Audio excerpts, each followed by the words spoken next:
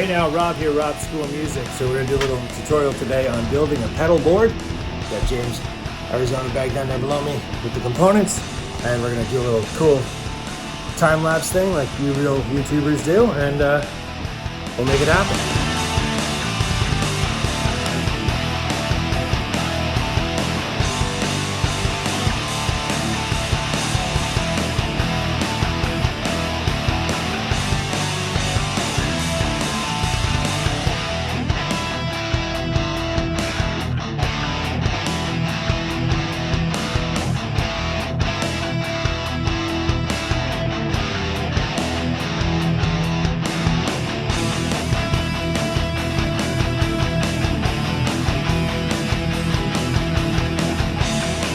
So there's the final product.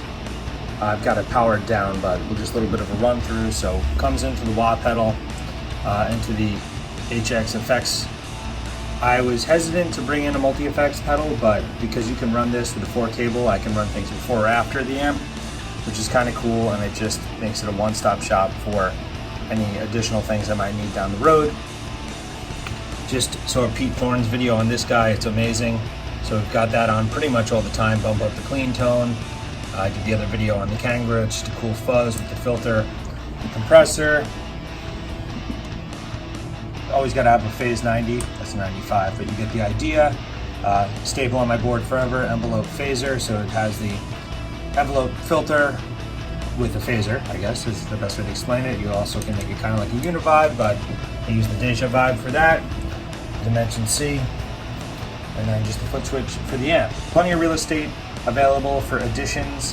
I'm using the Mission control pedal for any wah effects or any effects I want to pull out of the H effects. And then we're going into the Mesa Triple Crown in a custom color into the Recto 2x12 cabinet. Thanks for watching.